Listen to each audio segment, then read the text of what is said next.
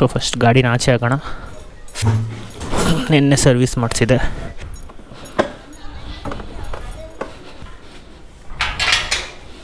So first ಗಾಡಿಗೆ petrol ಹಾಕ್ಸ್ಬೇಕು. So petrol ಇಲ್ಲ ಅನಿಸುತ್ತೆ. First petrol ಹಾಕ್ಸೋಣ.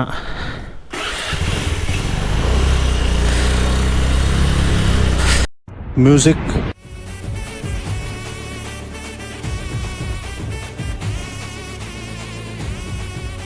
ಇಲ್ಲೇ ಪೆಟ್ರೋಲ್ ಬಂಕ್ ಮುಂದೆನೇ ಇದೆ. ಸೊ ಪೆಟ್ರೋಲ್ ಹಾಕ್ಸ್ಕೊಂಬಿಡೋಣ ಫಸ್ಟ್ ಗಾಡಿಗೆ. ಇದೆಲ್ಲ ಮುಂಚೆ ಹಿಂಗಿರಲಿಲ್ಲ, ಫುಲ್ ಟ್ರಾಫಿಕ್ ಆಗ್ತಾಯಿತ್ತು. ಎಲ್ಲ ರೋಡ್ ಚೆನ್ನಾಗಿ ಮಾಡಿದ್ದಾರೆ.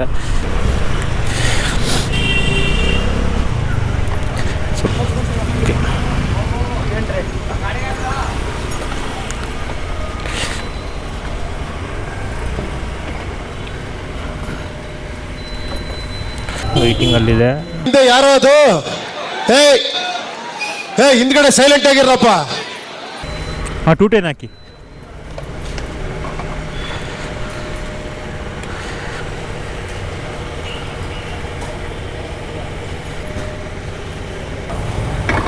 ಹಾಂ ಕಾರ್ಡ್ ಕೊಡಿ. ಇದೆ, ಇಲ್ಲೊಂದು ಸಮಸ್ಯೆ ಖಂಡಿತ ಇದೆ.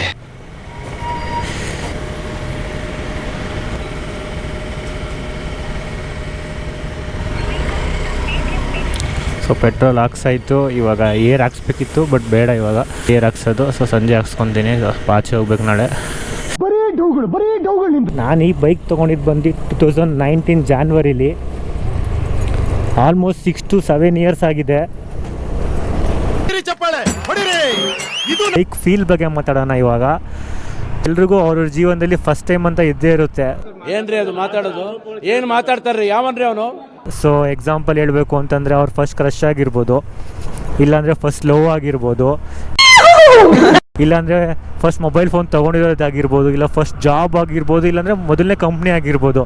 ಸೊ ಹಾಗೇನೆ ಇದೊಂದು ಫಸ್ಟ್ ವೆಹಿಕಲ್ ಆಗಿರೋದ್ರಿಂದ ಅದು ತುಂಬ ಫೀಲ್ ಕೊಡುತ್ತೆ. ಈ ಗಾಡಿ ತೊಗೊಂಡು ಎಲ್ಲರೂ ಹೋಗ್ತಾ ಇದ್ರೆ ಒಂಥರ ಹಳೆ ನೆನಪುಗಳೆಲ್ಲ ಹಂಗೆ ಕಣ್ಮುಂದೆ ಬರುತ್ತೆ. ನಮಗೆಲ್ಲ ಗೊತ್ತಾಗೋಯ್ತು. ಸೊ ಏನು ಹೇಳೋದು, ಸೂಪರ್ ಅಂತ ಅಂದ್ಕೊಳ್ಳಿ ಅಷ್ಟೇ. ಗಾಡಿದು ಪರ್ಫಾರ್ಮೆನ್ಸ್ ನೋಡೋಣ ಇವಾಗ. ಸೊ ಪರ್ಫಾರ್ಮೆನ್ಸ್ ನೋಡಬೇಕಂದ್ರೆ ಗಾಡಿ ನಿಲ್ಸ್ಕೊಂಡು ನೋಡ್ರೆ ಚೆನ್ನಾಗಿರುತ್ತಾ? ಗಾಡಿನ ಓಡಿಸ್ತೇ ನೋಡಬೇಕು ಪರ್ಫಾರ್ಮೆನ್ಸ್ ನೋಡ್ಬೇಕಂತಂದರೆ. ಅರ್ಥ ಆಯ್ತು ಅನ್ಸುತ್ತೆ. ಸೊ ಕಂಪ್ನಿ ವೈಸ್ ಗಾಡಿ ನೋಡ್ತೀನಿ ಅಂದರೆ ಹೋಂಡಾ ಕಂಪ್ನಿ ಆಗಿರುತ್ತೆ. ಗಾಡಿ ಬಂದು ಡಿಯೋ. ಸೊ ಮಾಡೆಲ್ ಬಂದು DLX. ಅಪ್ಪೇ ಇದು ಯಾವ್ದೋ flash back rebel star Ambareesh ಹಳೇದು. ಸೊ ನೀವು ಇಲ್ಲಿ ನೋಡ್ಬೋದು, ಇಲ್ಲಿ ಮೆನ್ಷನ್ ಮಾಡಿದ್ದಾರೆ. ಆ್ಯಕ್ಚುಲಿ ಇದು ಬಂದು DLX, DX ಅಲ್ಲ. ಸೊ ಇಲ್ಲಿ ಎಲ್ಲಿ ಏನಾಗಿದೆ ಅಂತಂದರೆ ಅಷ್ಟು ಹೈಲೈಟ್ ಆಗಿಲ್ಲ. ಸೊ D ಮತ್ತು X ಹೈಲೈಟ್ ಆಗಿದೆ, ಎಲ್ಲೂ ಹೈಲೈಟ್ ಆಗಿಲ್ಲ. ಈ ಕಣ್ಣಲ್ಲಿ ಇನ್ನೂ ಏನೇನು ನೋಡಬೇಕೋ ಕಾಣೆ. ಸೊ ಇದು ಬಂದು ಎಲ್ಲಿ ಆಗಿರುತ್ತೆ. ಸೊ DLX ಆಗಿರುತ್ತೆ. ಈ ತರ ಒಂದು ಮ್ಯಾಟ್ರೇ ನಮಗೆ ಗೊತ್ತಿಲ್ವಲ್ಲಣ್ಣ. ಗಾಡಿದು ನಂಬರ್ ಅಬ್ಸರ್ವ್ ಮಾಡಿದ್ರೆ ಸ್ವಲ್ಪ ಫ್ಯಾನ್ಸಿ ಅನಿಸುತ್ತೆ ನಿಮ್ಗೆ ಆ್ಯಕ್ಚುಲಿ. ಯಾರು ಹೇಳಿದ್ರು ನಿಮಗೆ? ಅವನು ಹೇಳ್ತಾನೆ. ಸೊ ಗಾಡಿ ಸ್ಟಾರ್ಟ್ ಮಾಡಬೇಕಂದ್ರೆ ಒಂದು ಸೆಲ್ಫ್ ಸ್ಟಾರ್ಟ್ ಇರಬೇಕು, ಇಲ್ಲ ಒಂದು ಕಿಕ್ ಸ್ಟಾರ್ಟ್ ಇರಬೇಕು. ಸೊ ಈ ಗಾಡೀಲಿ 2 ಕೊಟ್ಟಿದ್ದಾರೆ. ಈ ಗಾಡಿದಿನ ಬ್ಯಾಟ್ರಿ ಚೆನ್ನಾಗಿದೆ. ಸೊ ಇವಾಗ ಸೆಲ್ಫ್ ಸ್ಟಾರ್ಟ್ ಮಾಡೋಣ. ಸೆಲ್ಫ್ ಸ್ಟಾರ್ಟ್ ಮಾಡಿಬಿಟ್ಟು ಒಂದು ರೌಂಡ್ ಹೋಗಿ ಬರೋಣ. ಇದನ್ನೆಲ್ಲ ಕಣ್ಣಿಂದ ನೋಡಿ ಕಂಗಾಲ ಆಗ್ಬಿಟ್ಟಿದ್ದೀನಿ. ಬಿಫೋರು ನಾನು ಗಾಡಿ ಪರ್ಫಾರ್ಮೆನ್ಸ್ ಬಗ್ಗೆ ಹೇಳೋಕ್ಕಿಂತ ಮುಂಚೆ ನೀವು ಇಲ್ಲಿ ಮೀಟರ್ ಅಬ್ಸರ್ವ್ ಮಾಡ್ಬೋದು. ಮುಂಚೆ ಈ ಥರ ಮೀಟರ್ಸ್ ಬರ್ತಾ ಇರಲಿಲ್ಲ, ಅನಲಾಗ್ ಮೀಟರ್ಸ್ ಅಂತ ಬರ್ತಾ ಇತ್ತು. ಲೈಕ್ ನಂಬರ್ಸ್ ಹಾಕಿರೋರು ನಾವು ಎಷ್ಟು ಸ್ಪೀಡ್ ಹೋಗ್ತೀವೋ ಅದು ಗೇಜ್ ಮೂವ್ ಆಗ್ತಾಯಿತ್ತು. ಆಯ್ತು ಬಿಡು. ಗಾಡಿ ಕಲರ್ ಬಗ್ಗೆ ಹೇಳಬೇಕು ಅಂತಂದರೆ ಗಾಡಿ ಕಂಪ್ಲೀಟ್ ಗ್ರೇ ಕಲರ್ ಇದೆ. ಸೊ ನಿಮ್ಗೆ ಹೈಲೈಟಾಗಿ ಕಾಣುತ್ತೆ ಗಾಡಿ ಇದೆ ಆ್ಯಕ್ಚುಲಿ. ಸೊ ನೀವು ನೋಡ್ಬೋದು ಇಲ್ಲಿ ಶೀಲ್ಡಿಂದ ಸ್ಟಾರ್ಟ್ ಆಗಿ ಸೊ ಟಿಲ್ ಮಡ್ಗಾಡ್ಗಂತ ಬರುತ್ತೆ ಸ್ಟಿಕ್ಕರಿಂಗು.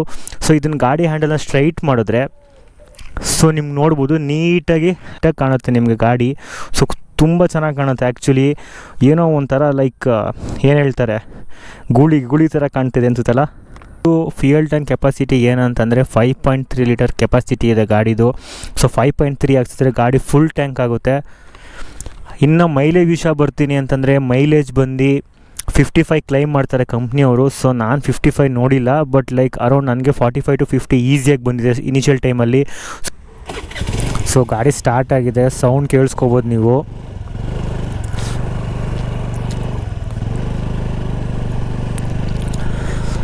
ಸೊ ಈಗ ಗಾಡಿ ಇಂಜಿನ್ ಬಗ್ಗೆ ಮಾತಾಡೋಣ. ಸೊ ಎಲ್ಲರೂ ಹೇಳ್ತಾರೆ ಇದನ್ನು 110cc ಅಂತ.